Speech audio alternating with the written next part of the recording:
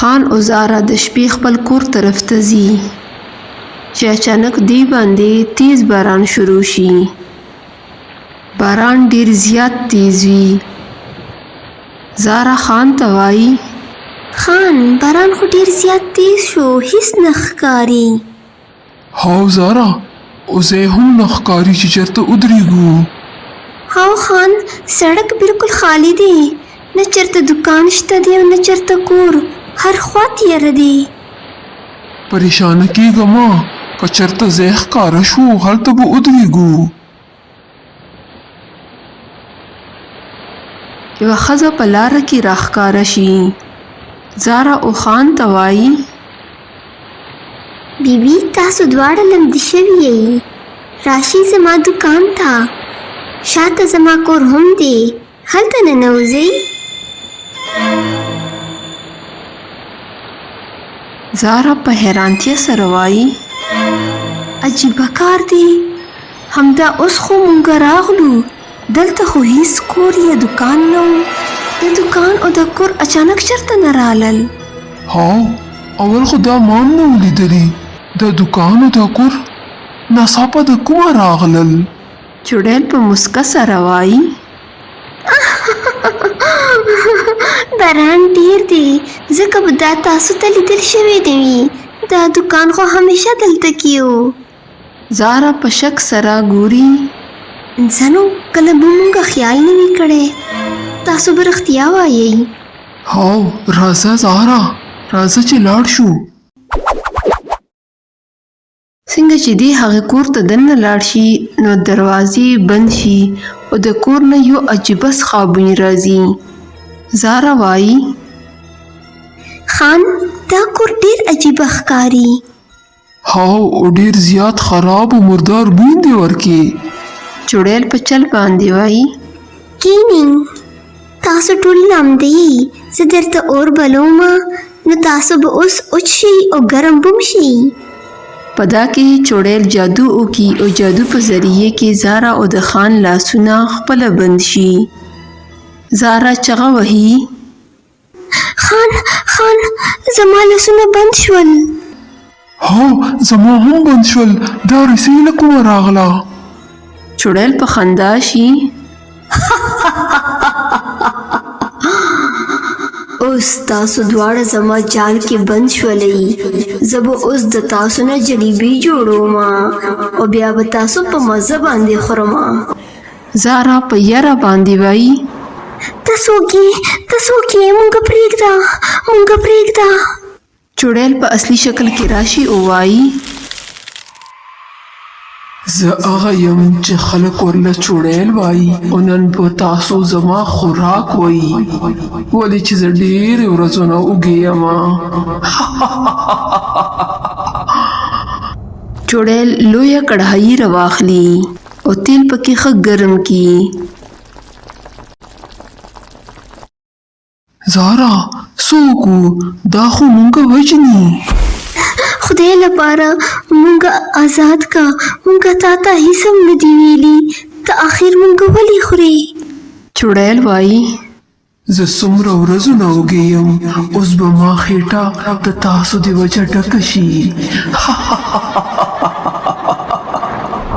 دروازه کولاو شي او د کلي یو سړی چې نوم یې سلطان وي هغه حق طرف ته راشي.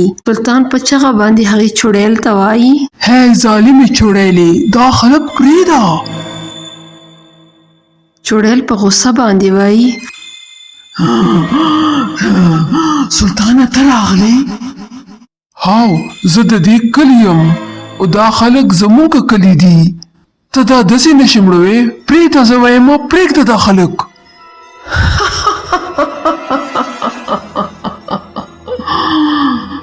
نو ته به هم اوس د دې سره جلیبۍ جوړه شي.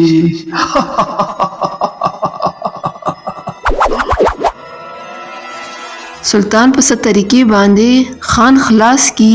سلطان په ورو آواز باندې وایي خان ته خو بچ شوې، دلته نه ځه لاړ شه، او د ستا کور والې بچېدل خو ډېر زیات مشکله ده.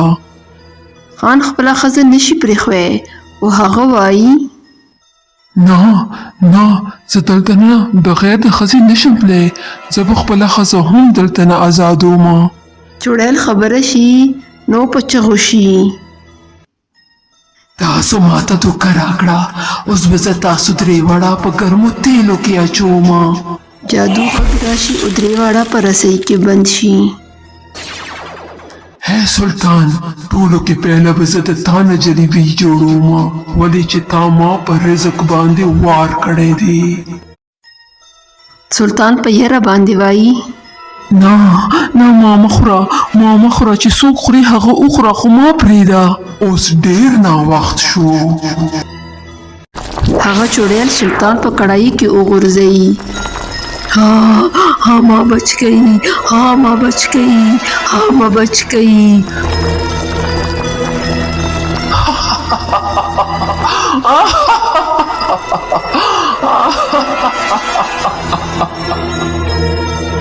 خان او زارا دواړه کوشش کوي چې هغه التنا او تختی خو په دا کې هغه کامیابیږي نه. زارا ژاړي او خان ته وایي خانه څه خو وکړه اوس به موږ دواړه ختم شو دا چوړیل خو به موږ وخوري.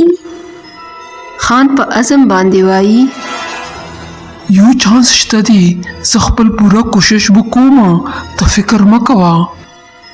چوړیل د اور خوا نه راځي او وایي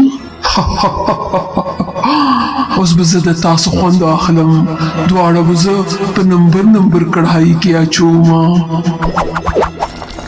خان چوړیل ته وایي مونږ پرېږده مونږ تا نه معافي غواړو مونږ به بیا دخوا هیڅ کلم نه راځو مونږ پرېږده مونږ معاف کا.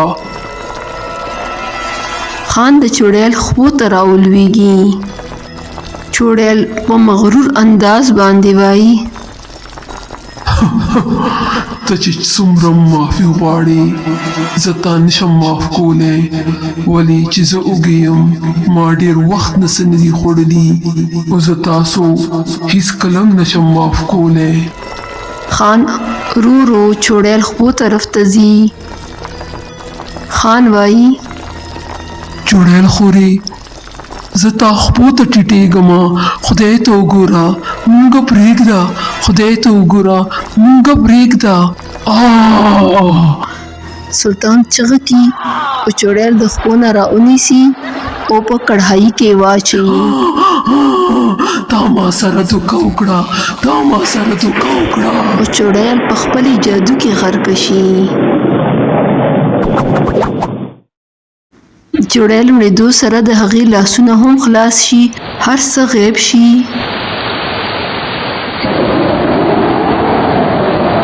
زارا وایي خانه تاسو وشول کور دکان هر څه غیب شول. هاو زارا دا چوړیل په خپلې جادو کې غرق شوه او اوس وځېده. الحمدلله موږ ژوندي پاتې شو. هاو زارا او کله هم د دې د شر نه خلاص شو. رضا خان کور ته ځو د دې لارې نه بیا هیڅ کلم نه تیریږو.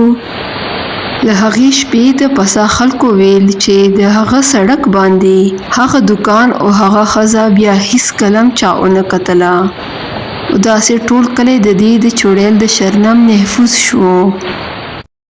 که تاسو دا ویډیو خوښه شوي وي نو دا لایک کئ زما چینل ایول سټوریز پښتو سبسکرایب کئ او بیل آیکن ضرور دباو کئ. د ویډیو کتنو ډیره مننه.